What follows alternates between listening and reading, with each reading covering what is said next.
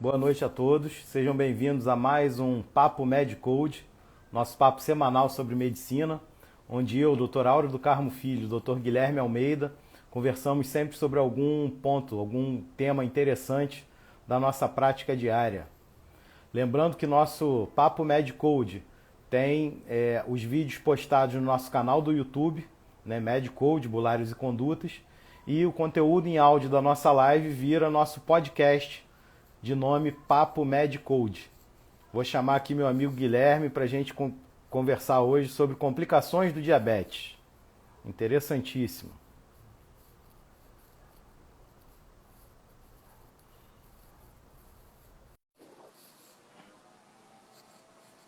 Vamos lá.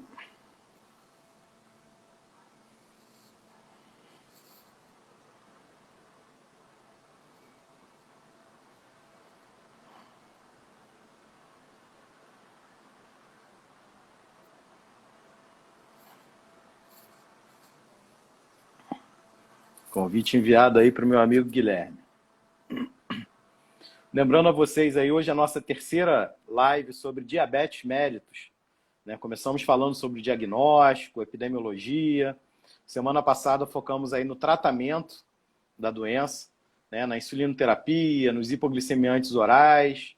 E hoje vamos falar um pouco das complicações, né? Falar aí das complicações mais agudas do diabetes mellitus, né?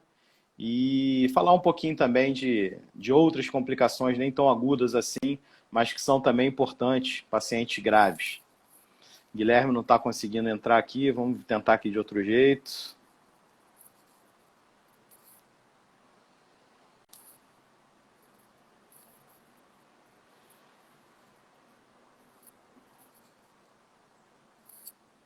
Vamos ver se agora ele consegue aqui entrar.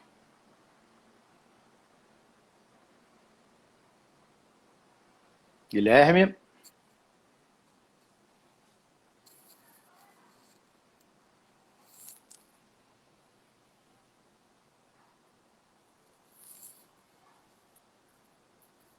Já aceitei aqui seu pedido aqui, Gui.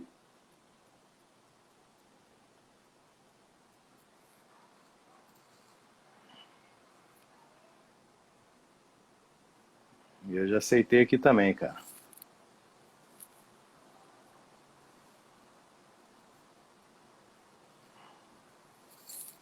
Mandei outro convite para você, Gui. Dá uma olhada aí.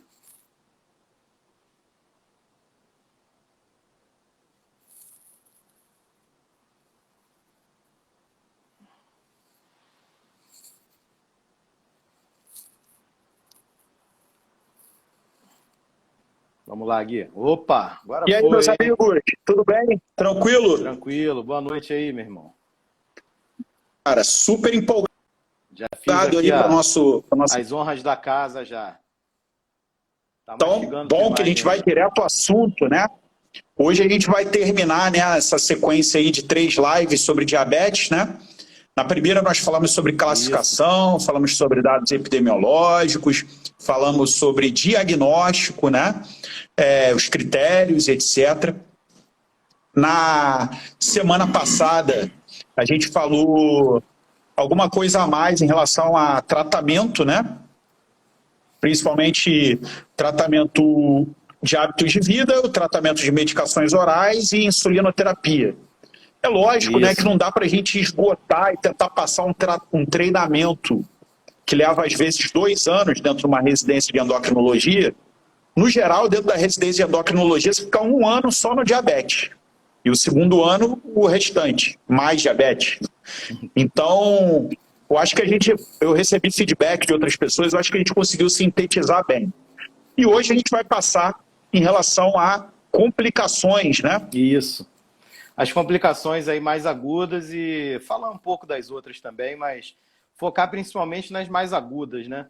Que é o que a gente pega no hospital, nas emergências, nos CTIs da vida.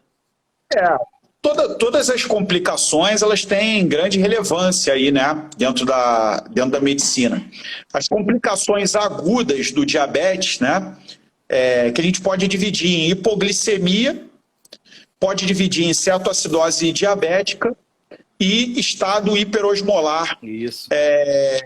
não cetótico, que muda de nome o tempo todo, porque as pessoas querem melhorar o nome, né? Ou síndrome hiperosmolar, né? Não cetótico. Porque não é tão de toda verdade, né? Que não tem cetose. Algumas vezes tem, né? Então, essas são as condições, né? Síndrome hiperosmolar hiperglicêmica, né? Que é o nome atual. Isso. Então, são as três principais: hipoglicemia, cetoacidose diabética e síndrome hiperosmolar hiperglicêmica. Perfeito. Dessas três, eu devo confessar para você, Áureo, que me chama muito mais atenção a questão da hipoglicemia.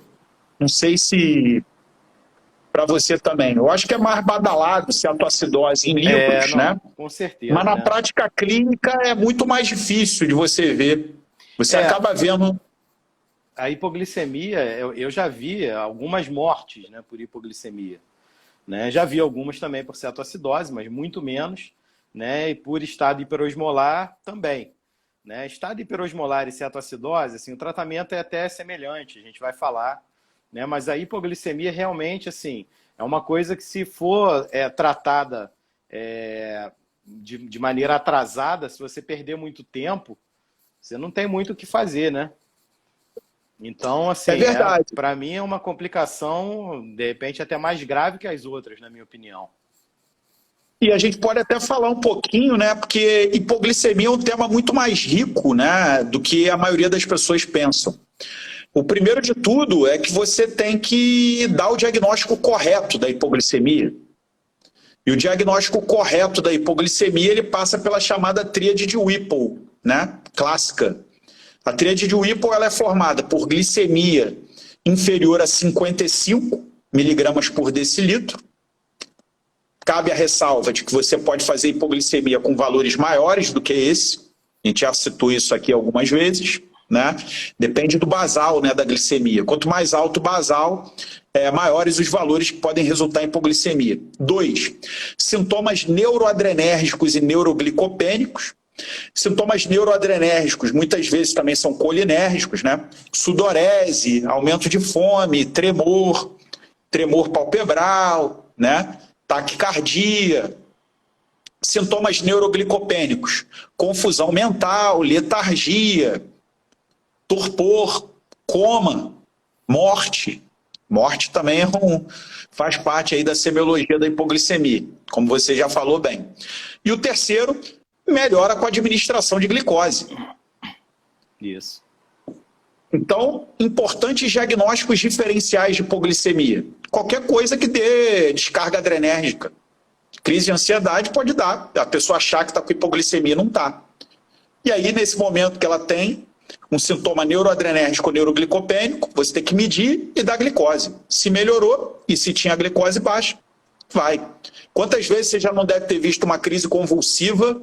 Várias. E vem alguém armado com diazepam e vem armado com uma glicose hipertônica. Faz a glicose hipertônica e melhorou. Então aborta o diazepam. Ontem eu vi mais. Já viu isso muito, né? Já, bastante. O tempo todo, na verdade. Isso é muito comum, por exemplo, e ontem foi mais um caso desses, né? Do paciente diabético que faz um jejum prolongado para fazer exame de sangue. Né? Os pacientes ainda fazem aquele jejum de 12 horas, né? Por mais que a gente saiba que não precise disso tudo, né? Mas o próprio laboratório, às vezes, erroneamente, orienta o paciente a fazer esse jejum. Né? E aí o paciente toma lá os seus hipoglicemiantes orais, sua insulina, etc., e faz um jejum que ele não está acostumado a fazer, né? Então, e aí acontece. Os beta-bloqueadores. Também tem isso, mais caros sinais, né? Porque como os sintomas são neuroadrenérgicos e neuroglicopênicos, o neuroadrenérgico fica bloqueado, né, pelos beta-bloques, né? Isso. E lembrar, né, que os hormônios contra-insulínicos é adrenalina, glucagon, cortisol e GH. Cortisol e GH não dá nada.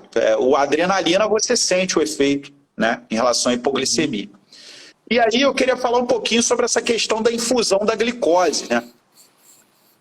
Primeiro, os sintomas neuroadrenérgicos, eles acontecem com níveis de glicemias mais altos. E os sintomas neuroglicopênicos com níveis de hipoglicemia mais baixos. E sintomas neuroglicopênicos quando aquela glicemia é inferior a 40. conseguindo me ouvir aí? Tá me ouvindo, áudio? Tá bloqueando, tá mastigando aí teu áudio. Tá. Então, os sintomas neuroglicopênicos geralmente acontecem com a glicemia menor que 40. Você só vai fazer infusão venosa de glicose hipertônica quando a hipoglicemia é grave, com sintomas neuroglicopênicos. Com sintoma neuroadrenérgico, você pode fazer reposição oral, e essa oral pode ser até a glicose hipertônica. Precisa necessariamente ser sacarose. Lembrar que o açúcar de cozinha é sacarose, né? Ele é 50% glicose e 50% frutose. E a frutose não aumenta a glicemia, porque ela não é glicose, tá? Então, a melhor forma de você elevar a glicemia é com glicose, ok? E tem uma formulazinha, cara, que eu gosto bastante, que para tratamento IV. Você faz 100... Por exemplo, deixa eu te fazer uma pergunta inicial. Quando você está antes de eu passar a fórmula, quando você faz o plantão e o paciente tem hipoglicemia, o que a enfermagem faz? Ela dá logo 2 ampolas, 3, 4 ampolas de glicose hipertônica? Eles comunicam imediatamente, né, o médico que está lá de plantão, e a orientação é fazer. A gente faz no mínimo 40 ml de glicose 50%, né? Tá. Aí eu vou te falar como que se eu estivesse lá, como que eu treinaria as enfermeiras e como eu gostaria que fizesse. Eu, Guilherme. 100 menos a glicemia do paciente vezes 0,4.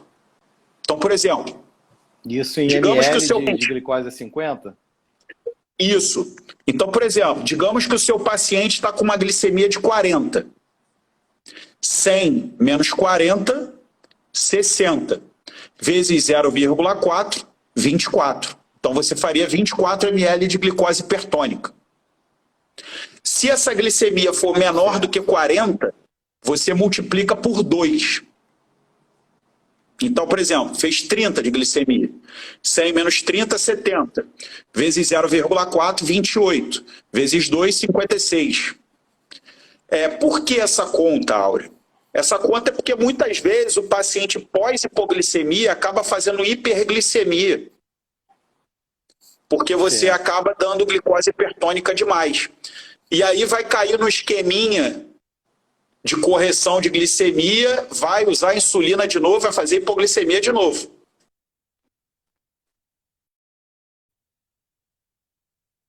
Tá conseguindo me ouvir, meu amigo? Dando direto seu vídeo aqui. Tá conseguindo me ouvir? Tá, agora tô, mas deu uma congelada brava. Então, você entendeu por que esse cálculo, ele, às vezes, é interessante? Não, entendi sim, mas assim, quando a gente tem um paciente com hipoglicemia, a gente faz a glicose hipertônica, né, e a tendência é a gente não, assim, pelo menos nas próximas 2, 3 horas, não corrigir glicose nenhuma, hiperglicemia nenhuma, entendeu? Perfeito. Além disso, você tem que fazer uma reposição constante de glicose, né? Exatamente. Tem que manter uma infusão constante. Por quê? Lá.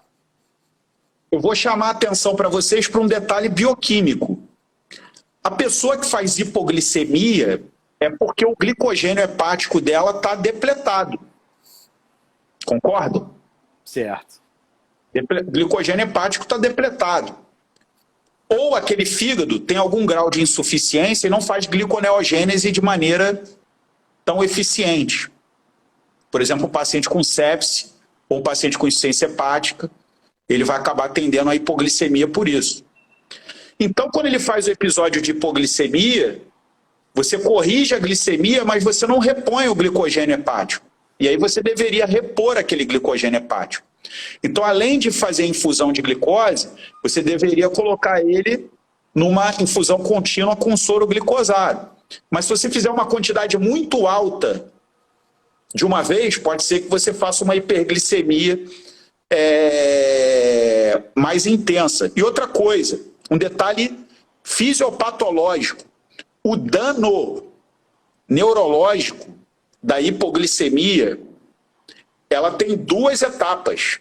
O primeiro é na própria hipoglicemia, e o segundo dano é se você corrigir a glicemia e ela variar para alto demais. Então, quando você corrige a glicemia, se você fizer uma hiperglicemia pós, você também gera dano neurológico. Porque lembrar que as células nervosas, né, elas tendem a sofrer edema e crenação. Então, quando você faz uma hipoglicemia, ela tende a colocar osmólitos para fora, para evitar que ela faça edema. E quando você joga e faz uma hiperglicemia aguda, ela perde líquido demais e acaba fazendo crenação, isso acaba gerando dano. Então é interessante corrigir, chamar atenção, corrigir a hipoglicemia, mas evitar que essa glicemia, então, às vezes você larga lá, joga 100 ml de glicose hipertônica, fica demais para o paciente. Então, isso aí, esse cálculo, ele não precisa ser obedecido na matemática estrita, mas é um norte, entendeu? É mais ou menos a quantidade que você vai ter que repor. A ampolinha lá de glicose hipertônica é de quantos ml? É de 10 ml. 10. Então, quando a gente fala aí, tem que repor 56 ml. Pô, 56 ml é uma quantidade excelente, boa. 5, quase 6 ampolas. Pela continha, né? Que a gente fez aí quando deu 30. Então, isso aí é um macete, né? Fica aí para quem quiser usar. Não, muito bom, sim. A gente acaba fazendo uma dose bem parecida, né? Que a gente faz 40 é a nossa dose padrão, né? E aí a gente reavalia meia hora depois, 15 minutos depois, ou vê pelos sintomas do paciente, os sinais do paciente também, né? Em geral, assim, a gente costuma ver uma boa resposta. O bom senso predomina, né? Exatamente. Então a gente vê uma boa resposta, mas assim, eu já peguei casos de hipoglicemia refratárias por dose inapropriada de insulina, né? E dose inapropriada de insulina, né?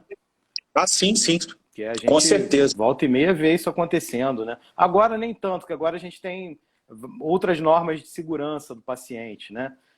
Então isso diminuiu bastante, né? Os erros, principalmente de administração de medicamentos. Mas alguns anos atrás, né? Eu era recém-formado, bota aí 20 anos aí, a ampola da heparina, por exemplo, né? Era igualzinha da insulina. Então, eu já vi isso acontecer já, de fazerem uma dose de insulina no paciente, confundindo com heparina. Né? Então, faz uma dose cavalar de insulina, né? E um desses pacientes morreu. Eu tive o desprazer de ver, de pegar aí a complicação. E não teve o que fazer, porque a gente não tem glucagon, né? Disponível em qualquer lugar, né? E aproveitar, né, um ensejo, falar que hipoglicemia em etilista crônico e desnutrido, você faz infusão de glicose, mas também de tiamina, né? 100 miligramas. Para não ter encefalopatia de Wernicke, né? Wernicke-Korsakoff. Exatamente. Dá oftalmoplegia, né? Isso. Pode dar ataxia, confusão mental. Então, isso não é do diabético, mas só para ressaltar para o pessoal aí uma informação a mais. Sabe uma outra emergência ou urgência que a gente esqueceu? A hiperglicemia. Também. Hiperglicemia que não é cetoacidose, não é síndrome hiperosmolar, né? É verdade. Hiperglicêmica. Então, por exemplo, tu tá lá dando aquele plantãozinho de domingo, na emergência, e aí acaba a missa, meio-dia. Aí vem, né, a comitiva. Bater lá na tua emergência. Medir pressão, fazer aqui a medição da glicose, checa tudo aí pra mim, que eu tô muito emocionada. Beleza, faz lá a aferição. Aí dá lá, glicemia, 250. A moça é diabética, senhora. Eu não vou embora pra casa com 250 de glicemia. Primeira pergunta, é uma emergência? 250 de glicemia? Com certeza não. Não é uma emergência. E se a pressão tivesse 16/10 também não seria uma emergência hipertensiva. Como a gente já discutiu aqui anteriormente. Com certeza. Então, o que você faz? Né? Olha, você pode, se você for um cara muito, como é que eu vou te dizer? Engajado, você pode, olha, você tem algum exame aí, sempre anda com exame. Aí vai ver lá, a glicada está fora da meta que a gente discutiu, você pode ajustar o hipoglicemia antioral. Não é nenhuma emergência, você não precisa fazer nada, meu amigo. Agora, quando você tem glicemias superiores a 300, 350, mesmo que não tenha distúrbio hidroeletrolítico, que não tenha cetose, né, que não tenha acidose, que não tenha nada, não tenha alteração de potássio, você seria bom aplicar insulina naquele paciente. Porque níveis acima de 300 a 350 podem dar danos em órgãos-alvo. Mesmo não sendo uma emergência, é uma urgência. E aí, meu amigo, se você aplicar uma insulina regular subcutânea, obedecendo a regrinha que eu falei na semana passada, a cada 40 miligramas por decilitro acima da meta, você aplicar 2 unidades de insulina regular, você vai fazer uma continha. 350. Qual é a meta? É no jejum? É até no máximo aí 140. Então tá aí o quê? Os 200 miligramas por decilitro acima. A cada 40 você vai fazer 2.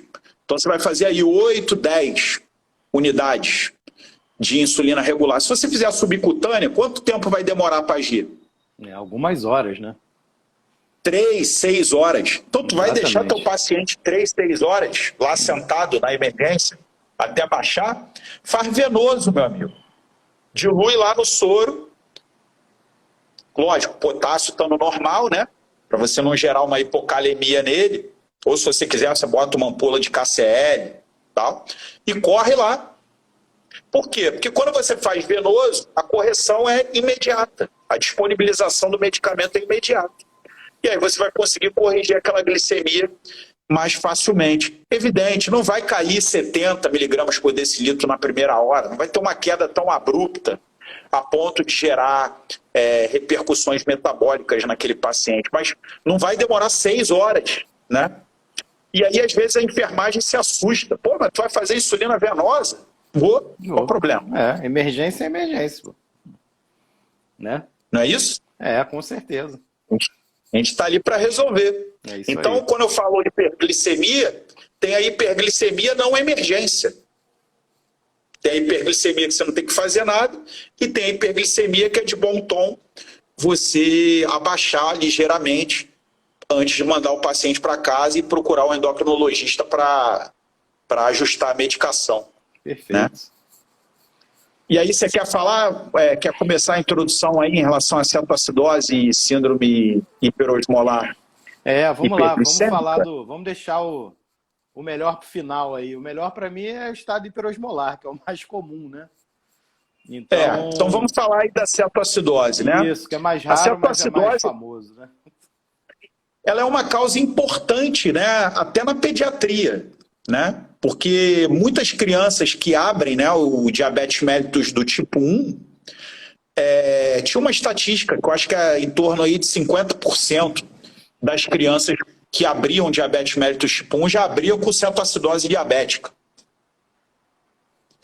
Então, às vezes a criança não vai fazer aquela poliúria, polidipsia, polifagia, perda de peso. Ela vai logo para a cetoacidose abrindo o quadro de diabetes mellitus tipo 1, né? Isso é super importante na população pediátrica. Na população adulta, pode ser abertura de quadro também, mas na população adulta, geralmente são pessoas que abandonam o tratamento, para de usar insulina, eventualmente diabetes mellitus tipo 1, tá? O diabetes mellitus tipo 2, ele pode fazer cetoacidose diabética também, mas ele tem que estar naquele estágio final. Quando a gente falou da primeira aula, a gente falou sobre isso. Tem que estar no estágio final que a célula beta já era. E aí ela vai ficar muito parecida com o diabetes mellitus do tipo 1 e vai precisar de insulina exógena, né? Isso. Então, exatamente por quê, né? Na outra semana eu falei que o diabetes ele parece muito com jejum em relação ao metabolismo. Porque como é que é o metabolismo de jejum? Insulina baixa, glucagon alto. O que isso faz no tecido adiposo? Lipólise. Você pega lá o triglicerídeo, quebra ele em glicerol, ácidos graxos livres, O glicerol vai para o fígado, vai fazer gliconeogênese no jejum. Para quê? Cérebro, medula renal, células sanguíneas são usuários estritos de glicose. E o ácido graxo livre vai para o seu corpo usar a gordura como fonte de energia, fazer beta-oxidação. E o que o músculo faz? Proteólise. Quebra aminoácidos, principalmente sobra a alanina vai para o fígado, vai formar outros aminoácidos gliconeogênicos, vai fazer glicose. Para quê? Cérebro, sistema nervoso central, medula renal, células sanguíneas usarem. E corpos cetônicos, que vão aumentar os níveis de cetona no sangue. Para quê? Cérebro, medula renal e células sanguíneas utilizarem. Quando você não tem insulina, a tua glicose no sangue está alta. Mas a baixa de insulina, ela sinaliza para as tuas células como se você estivesse em jejum. Por quê? Porque o metabolismo de jejum é baixa insulina, alta glucagon. Não importa, a glicemia não importa, é a insulina que faz a sinalização. Então o diabético ele tem um metabolismo igual ao metabolismo de jejum. E aí uma dessas repercussões é você aumentar a produção de corpos cetônicos sem regulação. Você aumenta tanto os corpos cetônicos, acetoacetato, beta-hidroxibutirato, que você faz acidose metabólica.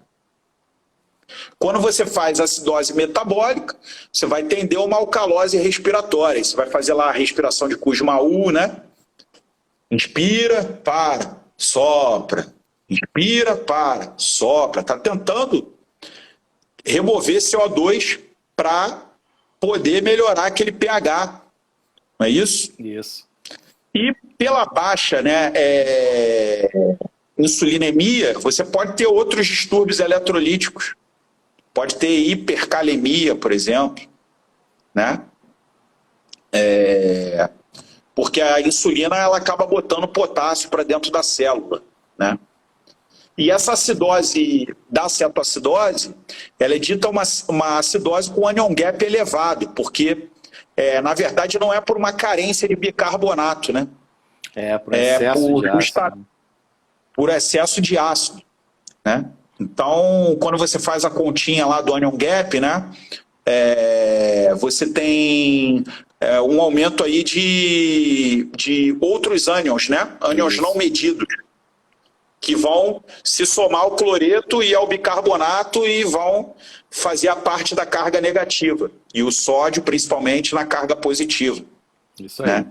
Então, às vezes, nesse paciente, você olha lá o cloreto dele está baixinho. E o bicarbonato também está baixinho. Por que eles estão baixinhos? Porque tem outro ânion não medido que está elevado na corrente sanguínea. Então, esse é basicamente o quadro, né, de cetoacidose diabética. Você tem uma glicemia altíssima, né, superior aí a 400 miligramas por decilitro, né, às vezes 700, às vezes 1000, né, miligramas por decilitro.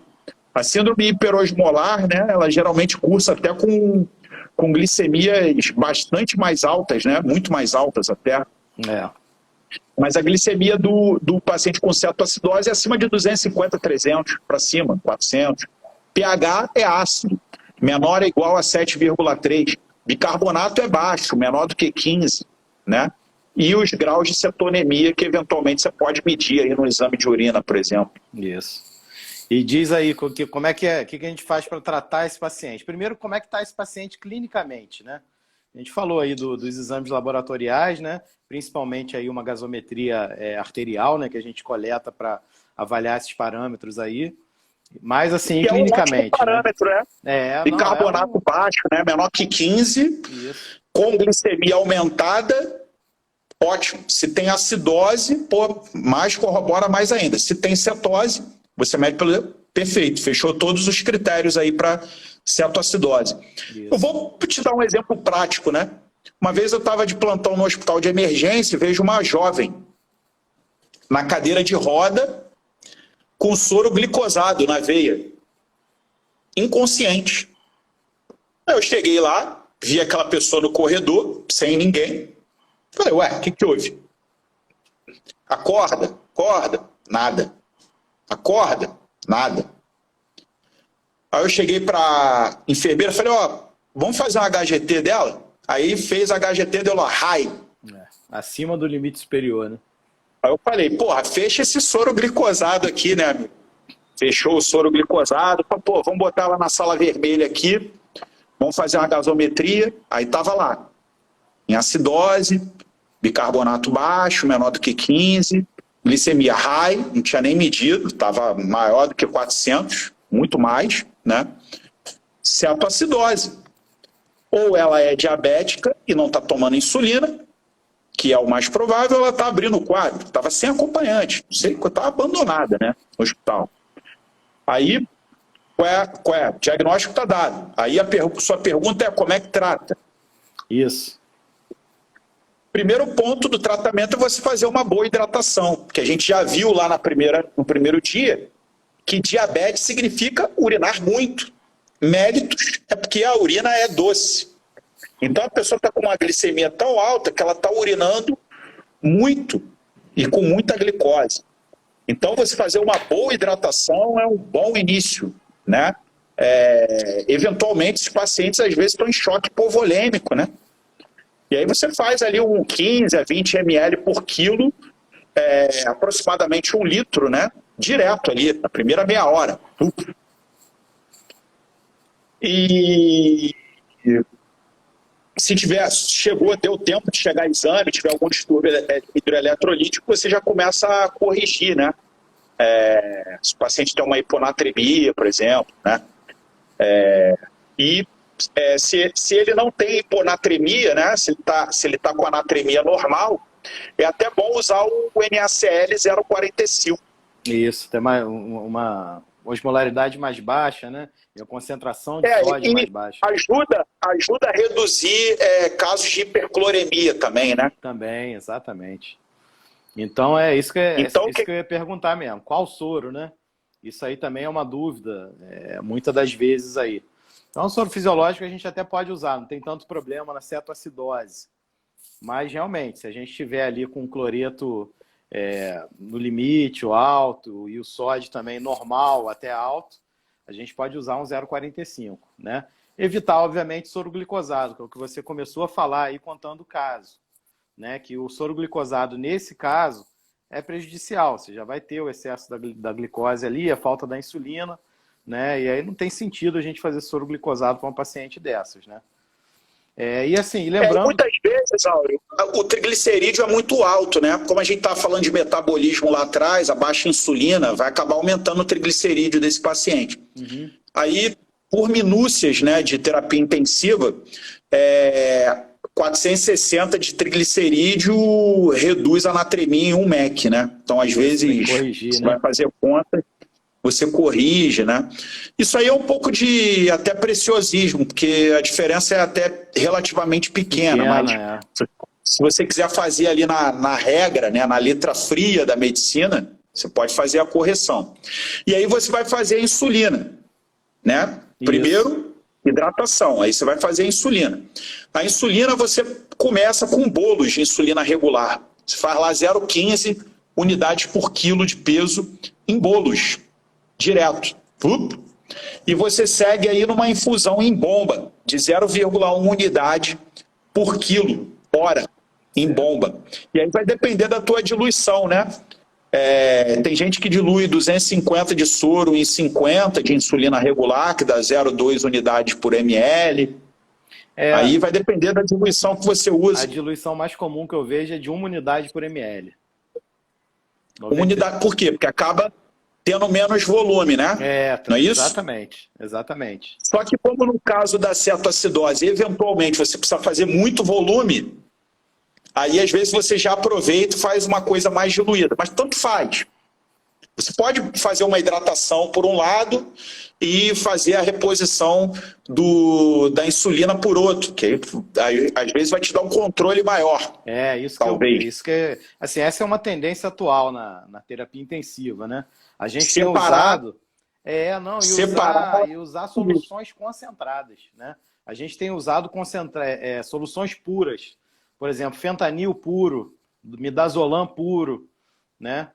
Noradrenalina, uma solução de 200 microgramas por ml, que é mais concentrada, né? E assim vai, dobutamina também pura, Então, no caso dessa menina, ela era bem magrinha, devia ter uns 60 quilos, né? Você vai fazer aí 0,15 o quilo, que dá 9 unidades em bolos, e seguir aí a aplicação de 6 unidades 6 por ml hora. hora aí da solução 1 para 1, nossa, né? 1 para 1, 6 ml hora.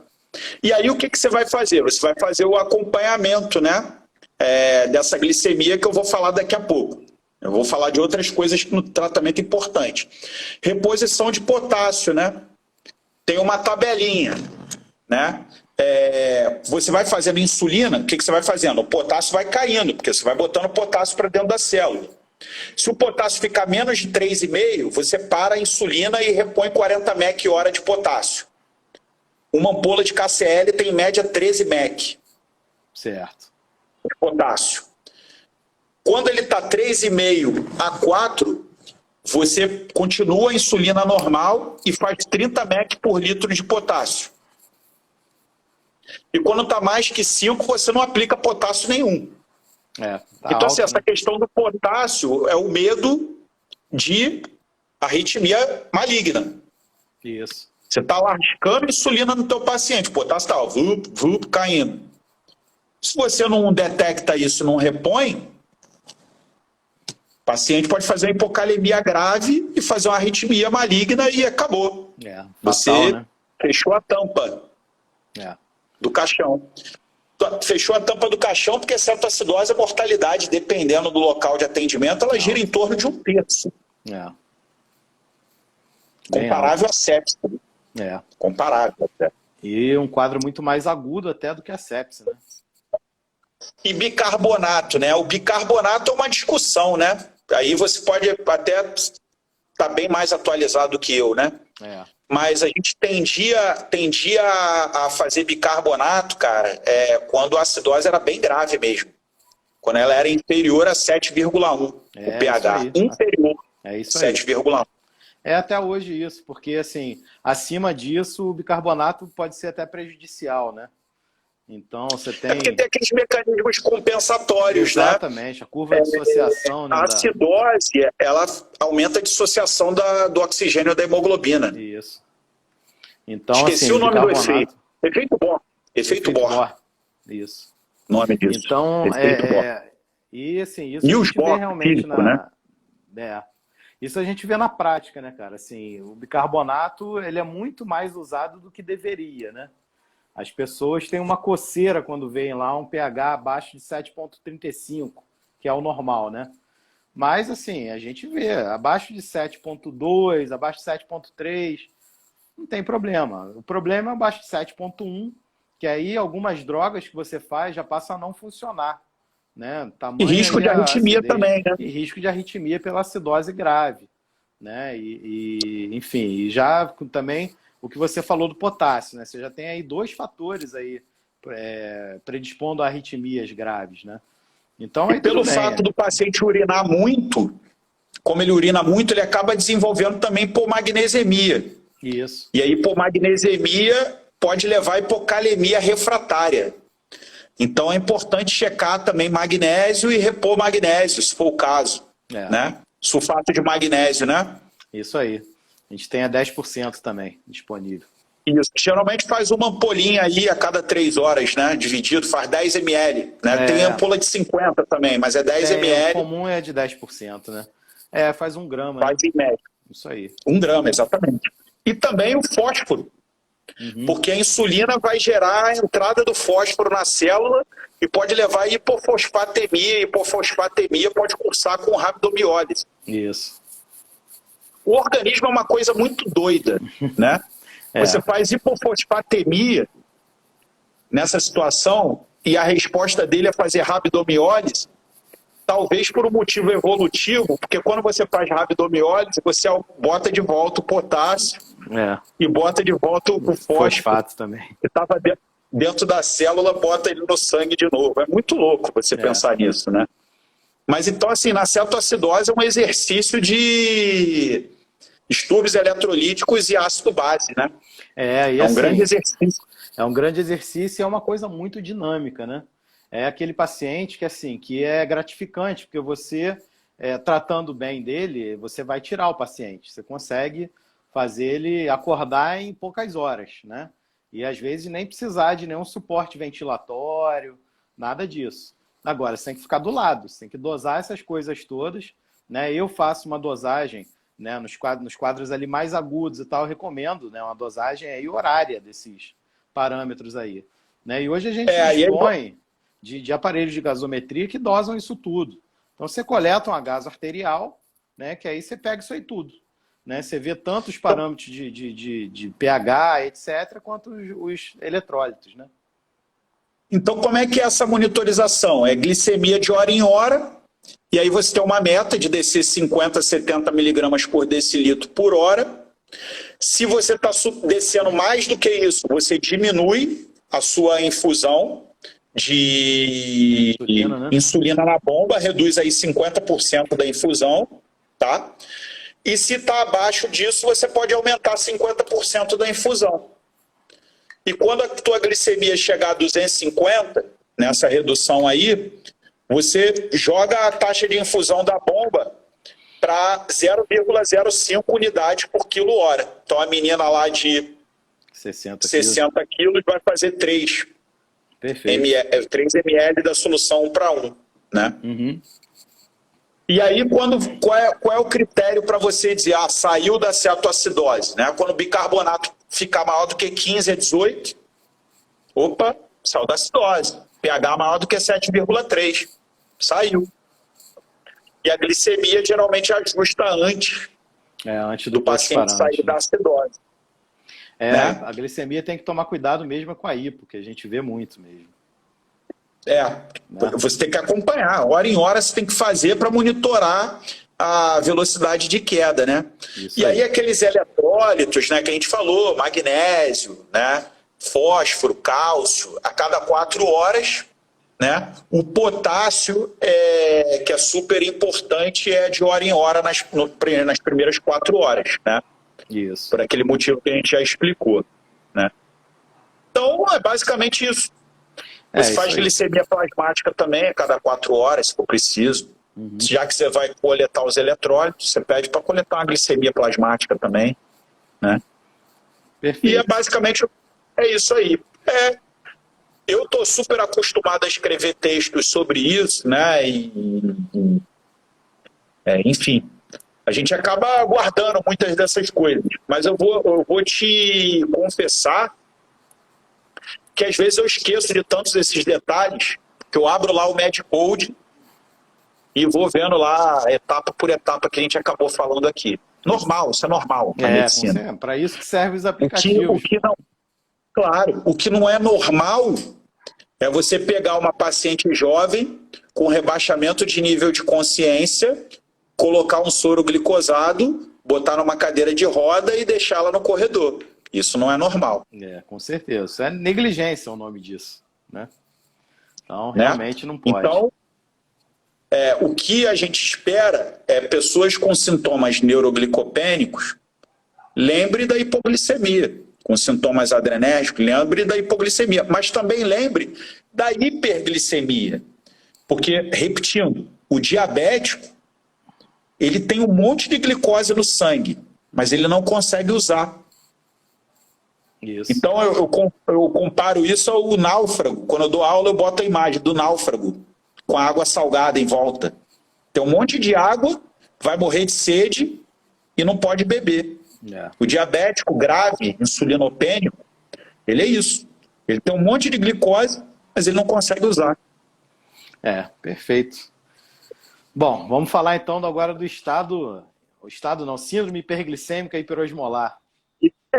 Hoje a gente chama de síndrome hiperglicêmica hiperosmolar, né? Por uma questão aí, porque nem todos os casos não tem cetose, né? Ele tem algum grau de cetose, né? Mas geralmente ele acomete pacientes idosos, né? Portadores de diabetes mellitus, tipo 2. E o principal mecanismo que ele gera é a desidratação. Isso. E em geral, pelo menos o que eu observo na prática é que essa síndrome ela é secundária a algumas coisas, né? Uma infecção, que é muito comum também no idoso, né? Próprio infarto, né? Enfim, quadros agudos de descompensação da saúde do paciente e o tratamento também, né? O tratamento mal feito, a baixa adesão, enfim. Então isso é o que eu observo aí na prática. Bate aí com o que você vê também como causas? Com certeza, né? Entra muito naquela questão do reflexo da sede no idoso, né? Mas, lógico, né, essas descompensações clínicas, né, agravam, né, as limitações do paciente para beber água, cognitiva, física, né? Eu já estou ficando velho, né, cara? Então, aquelas enfermarias de hospital universitário, paciente acamado, restrito ao leito, passivo no leito, a garrafa d'água do lado. Se não der, não adianta, né? Pô, amigo, né? A garrafa d'água não vai sair voando até o paciente, né? Exatamente. Então, às vezes, eu como preceptor, sempre puxo a orelha dos residentes de clínica médica, porque tá lá, né? O primeiro item da prescrição é a dieta, e o segundo é a hidratação, a gente vai discutir isso aqui. Avaliar a hidratação, né, amigo?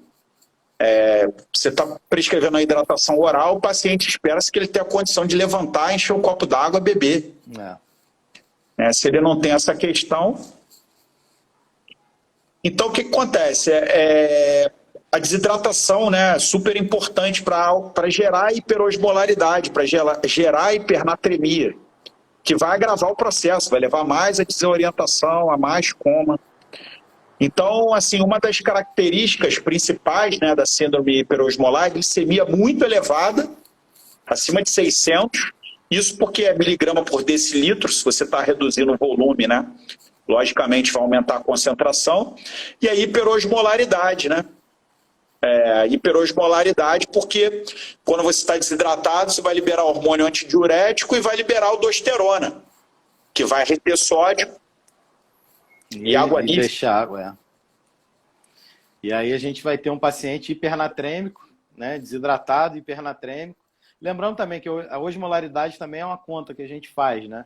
Então, assim, o sódio é o principal responsável pela osmolaridade. A osmolaridade é 2 vezes o sódio, mais glicose sobre 18, se eu não me engano, não é isso? E potássio sobre 6, né? Ureia sobre 6. Que o americano usa como boom. Como boom, nitrogênio, que é boom sobre 2,8. Então, assim, o sódio é muito mais importante que as outras coisas, né? E geralmente esse paciente não tem acidose, né? E geralmente porque ele também não tendo cetose ou hipercetose, ele não vai acabar tendo acidose, né? O problema dele é a hiperosmolaridade mesmo. Então a hidratação é um fator super importante, né? No tratamento da síndrome hiperosmolar, hiperglicêmica. Isso. E todo o resto, né? Que a gente citou, avaliação de eletrólitos, melhora da glicemia com insulinoterapia, muito semelhante ao que a gente falou para cetoacidose, né? E uma coisa que eu sempre lembro quando eu falo de síndrome hiperosmolar hiperglicêmica, e até na cetoacidose também, é o risco de trombose, né? Isso. Um paciente que tem alto risco de ter trombose venosa profunda e TEP. Então, não esquecer, é um outro assunto, mas não esquecer da anticoagulação profilática nesses pacientes. Tem que começar logo de início. Não dá para você ficar moscando muito para fazer isso, não. Esse é um aumento da viscosidade sanguínea, né, na verdade, né? Então, exatamente, isso daí favorece muito a ocorrência das tromboses. Então, assim, o estado hiperosmolar, então a síndrome hiperosmolar, o tratamento principal, então, né, isso eu vejo na prática também, é a hidratação, né? E o que você me diz da hidratação com soro fisiológico para esses casos? Então o que acontece? Geralmente, né, se você tem hiponatremia, se você corrigir ele com soro fisiológico, ele já vai estar mais natrêmico do que a natremia natural desse paciente. Isso. Como você vai acabar infundindo um volume muito grande, você pode fazer hidratação com soro fisiológico, né? Você só vai mudar esse soro para NaCl 0,45 quando aquela natremia estiver ajustada. Isso.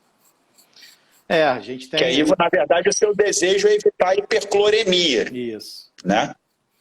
Mas, então, assim, eu não vejo motivo, tá? Nesse caso especificamente, com paciente hiponatrêmico, de você fazer soro salino, né? Não, salino, 3%. Ah, sim, não. Para repor o sódio. Na verdade, o que vai melhorar o sódio desse seu paciente é você reidratar e bloquear os sistemas endócrinos de desidratação, que é hormônio antidiurético, que vai reabsorver água livre. Entendeu? Então, você pode usar o soro fisiológico 0,9. Quando você corrigiu a natremia, você troca ele para 0,45. Isso aí. Assim, tem que ver sempre a natremia, porque assim, o soro fisiológico, ele tem uma concentração ali de 154, né? Max por litro. Que certamente já vai estar mais natrêmico do que... natrêmico. Vai estar com maior concentração de sódio do que a natremia desse paciente. Isso, porque o normal... Então não tem necessidade de soro 3%. Não, de jeito nenhum. Não precisa disso. Não precisa mesmo. Você pode fazer o fisiológico normal. A partir do momento que a natremia corrigiu, e ela vai corrigir porque você vai bloquear o hormônio antidiurético, vai estar infundindo o fisiológico, que vai ter uma concentração de sódio um pouquinho maior, corrigiu, está acima de 135, pode passar para o 0,45 tranquilamente. Isso. Ou outras soluções também, né? Um ringer simples, né? Que tem também alguns outros eletrólitos, e tem menos sódio também, né? E a insulina? Como é que a gente faz a insulina na síndrome hiperosmolar? Idêntico. Faz igual a cetoacidose. Existe, né, uma discussão do bolos, que não haveria uma necessidade de fazer aquele bolo de 0,15 de regular para começar na síndrome hiperosmolar hiperglicêmica. Mas eu vou dizer para... Fala. 800 de glicemia, quem é que não vai fazer um bolo? É isso que eu ia te falar. Não tem como. A ausência de evidência não é evidência de ausência. Exatamente. Ou seja, você não tem evidência, mas isso não quer dizer que não tenha evidência. Simplesmente porque ela não foi pesquisada. E os especialistas, ultra especialistas em síndrome hiperosmolar hiperglicêmica divergem às vezes nessa questão do bolos. Porque conforme você vai estudando mais, vai surgindo mais dúvida mesmo, né? Mas, assim, não tem como você ver uma glicemia, porque a gente vê glicemias de 600, 500, 800, né? Então é difícil a gente não fazer um bolos, né, de insulina aí. Até porque não é nenhuma dose absurda. Quando ela baixa de 250, né? Ela baixa de 250, o paciente está acordadão, de oral pérvia, você vai começar a virar a hidratação para oral, começar a liberar a dieta oral, vai trocar a insulina venosa pela insulina aplicada subcutâneo e aí segue o jogo. É isso aí, meu amigo. E como é que a gente avalia se esse paciente saiu da síndrome hiperosmolar? Então, basicamente pela correção da osmolaridade, né? É isso aí. É diferente do estado hiperosmolar não cetótico, porque o estado... Perdão, é diferente da cetoacidose diabética, porque você não vai avaliar a cetonemia e o paciente não tem alteração tão intensa de bicarbonato e de pH. Então, espera-se que a osmolaridade plasmática fique menor do que 315. Isso aí. A glicemia menor que 250 e assim por diante. Perfeito, meu irmão. Satisfeito, hein? Muito boa a discussão aí. Falamos aí. Foi bom a gente conversar muito aí bom, essas 3 semanas de diabetes. E aí na semana que vem é tabagismo, não é isso? Tabagismo. É uma doença, né, que muita gente não considera doença. Mas que, como toda doença, tem seu tratamento, tem seus critérios diagnósticos, etc. Né? É um assunto... Vai ser super interessante, Bastante prevalente, uma das maiores causas de mortes precoces no mundo, né? Então vai ser interessante, sim. Meu amigo... Então, saudações rubro-negras. É isso aí, amanhã tem. Amanhã estamos lá no Maraca. Bom, boa noite a saudações todos aí. Rubro-negras. Parabéns. Obrigado a todos que assistiram a nossa live. Obrigado, meu amigo Guilherme. Lembrando aí que o nosso áudio da live vai estar disponível no nosso podcast, Papo MedCode, e que o vídeo na íntegra vai estar disponível no nosso canal do YouTube, MedCode Bulares e Condutas. Boa noite a todos aí e até semana que vem.